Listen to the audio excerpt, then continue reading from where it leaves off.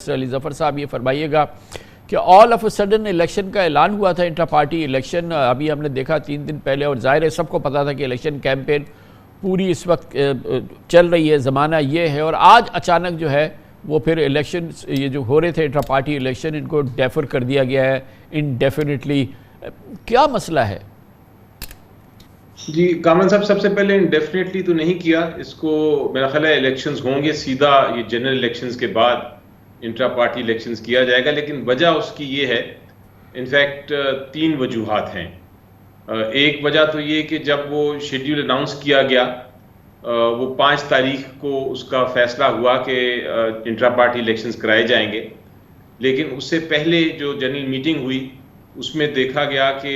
General meeting जिस दिन call की शेड्यूल के बाद उस दिन अटैक हो गए। जहाँ जहाँ वेन्यूज़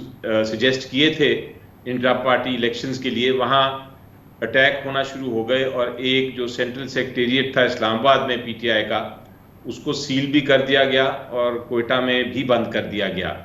और बाकी जो जगह थी वहाँ से लोगों को पकड़ा भी गया। जब ये हुआ तो उसके बाद शिकायत आई कैंडिडेट से कि एक तो हम मसरूफ़ हैं, हमने फिर भी अपनी मसरूफियात के बावजूद फ़ैसला किया था कि हम इंट्रा पार्टी इलेक्शन में हिस्सा लेंगे, लेकिन अब हमें ख़दशा ये है कि अगर हमने वो इंट्रा पार्टी इलेक्शंस के लिए 5 तारीख को शामिल हुए किसी वेन्यू पे, तो हमें अरेस्ट कर लिया जाएगा या हमारे ख़िलाफ़ कोई FIRs हो जाएंगी, और हमें कैंपेन जो आखिरी दिन है, 3 दिन बड़े क्रूशल होते हैं, 3-4 दिन, उसमें फिर हम इलेक्शन में हिस्सा नहीं ले सकेंगे। तो ये जो दूसरी वजह थी, इस पर काफ़ी बहस होती रही, लेकिन जब दूसरी वजह आई और काफ़ी कैंडिडेट्स की तरफ से आई,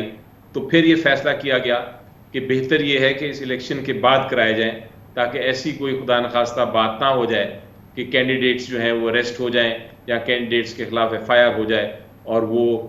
किसी कानून की उसमें आ जाएं, गिरफ्त में। इसलिए मेरा ख्याल है कि ये प्रूडेंस थी। एक और वजह ये भी थी कि जब एक बार हमारा सेंट्रल सेक्रेटेरिएट पीटीआई का सील कर दिया गया, और जो कोयटा और बाकी दीगर जगहों पे जब जो जगह थी, उन वेन्यूज़ थे, उधर रेड्स हो गई, तो फिर दूसरे वेन्यूज़ भी नहीं मिल रहे थे इतनी आसानी से। और सुप्रीम कोर्ट ने ये कहा है कि आपने वेन्यूज़ पहले डिक्लेयर करने हैं। तो मगर आपके पास दरवाजे तो खुले हुए थे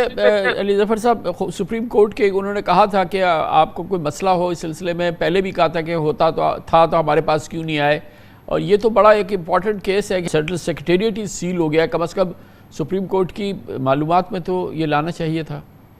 बिल्कुल, आपने देखें, आप भी आधे से ज़्यादा, आई थिंक 3/4 लॉयर हो गए हैं। आपको याद है कि सुप्रीम कोर्ट में जो रस्मात हुई थी, उसमें जब जज साहब ने पूछा था कि आपने जाके पेशावर में क्यों ये अपनी इंट्रा पार्टी इलेक्शन का वेन्यू चूज़ किया, तो उनको बताया था कि बाकी जगहों पे हमें ये खदशा है और ये हकीकत भी है कि वो रेड्स होके सील कर देंगे। तो उस वक्त चीफ जस्टिस साहब ने कहा था कि अगर ऐसी बात हो तो आप हमारे पास आएँ, हम आपको हिफाजत देंगे, हम आपको प्रोटेक्ट करेंगे। तो वो ही उसी बयान पे, उसी ऑब्जर्वेशन के बायस मैंने अब एक पिटिशन ड्राफ्ट की है, और उस पिटिशन में इस बात का जिक्र किया है और इस ऑब्जर्वेशन की अदालत का भी जिक्र किया है, जो कि कल हम दायर कर रहे हैं, ये कहने के लिए कि हमारे साथ ये हुआ है, और अब आपने कहा था कि आप हमें देंगे एक तरह से प्रोटेक्शन,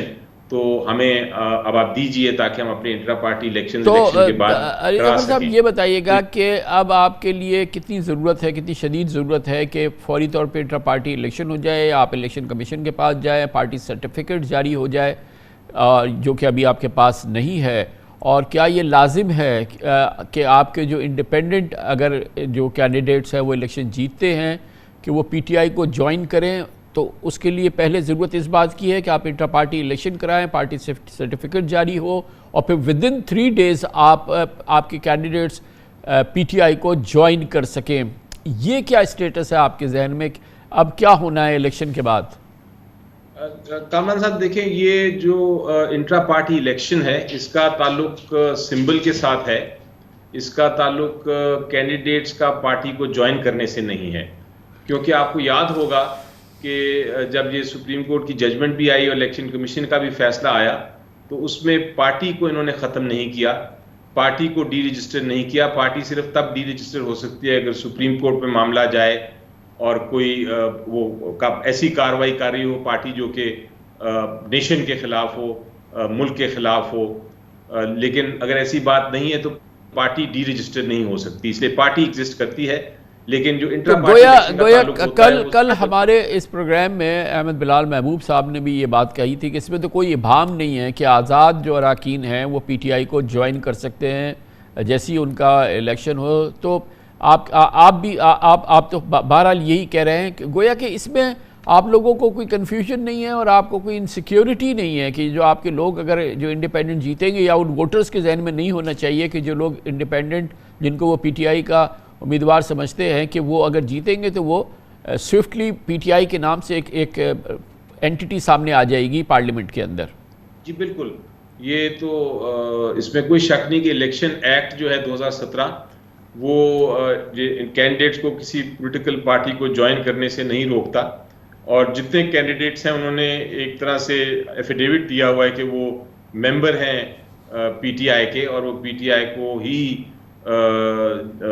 उनके साथ ही मुंसलिक है और वोट्स भी वो पीटीआई के ही प्लेटफॉर्म पे मांग रहे हैं। तो यकीनी तौर पे ये पीटीआई के ही मेंबर्स होंगे और पीटीआई के ही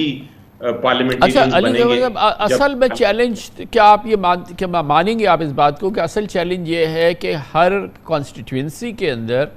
प्रोविंशियल और नेशनल तमाम वोटर्स को जहन में कोई कन्फ्यूजन नहीं होगा कि पीटीआई का असल कैंडिडेट क्यों है, क्योंकि कई जगह पे मुतादिद जगहों पे एक से ज़्यादा उम्मीदवार हैं जो कि क्लेम कर रहे हैं कि वो पीटीआई के हैं। पीटीआई की वेबसाइट पे भी उनका कभी नाम आया था। इस कन्फ्यूजन को कैसे एड्रेस कर रही है पीटीआई, क्योंकि आई थिंक ये बहुत बड़ा चैलेंज होगा वोटर्स के लिए कि उनको एग्जैक्टली पता हो कौन कैंडिडेट है और उसका सिंबल क्या है in each and every constituency. PTI ने ये इंश्योर किया है क्या? कामरान साहब, लोग तो कंफ्यूज हुए और शुरू में तो बहुत कंफ्यूज हुए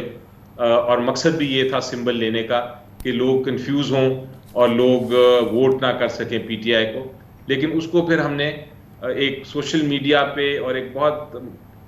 इंटेलिजेंट, मेरा ख्याल है अक्लमंद कैंपेन के जरिए हमने ये क्रिएट कर लिया है इंप्रेशन कि जो पीटीआई का कैंडिडेट है लोगों को पता चल गया है। एक ऐप भी है, एक एप्लीकेशन है, टेक्नोलॉजी का इस्तेमाल किया है जिस एप्लीकेशन में आप जाके पता कर सकते हैं कि मेरे हलके में कौन सा जो लोग ऐप को एक्सेस नहीं करते, जिनकी इस हवाले से अवेयरनेस नहीं है, जो इस चीज़ को नहीं जानते, उनको कैसे पता चलेगा कि कौन कैंडिडेट है पीटीआई का, क्या निशान है उसका? जी, वो जो लोग हैं जिनको ऐप्स नहीं इस्तेमाल कर सकते उनको फिर word of mouth and corner meetings जो भी हमारे उसमें भी एक आ रही है पाबंदी और मुश्किलात सबको पता है। लेकिन उसके बावजूद हमने हर कैंडिडेट की ऑन पार्टी प्लेटफॉर्म ऐसी कैंपेन की है, अंडरग्राउंड कैंपेन की है कि लोगों को अब पता चल गया है कि कौन से सिंबल को वोट करना है। Thank you so much. Barrister Ali Zafar हमारे साथ मौजूद थे।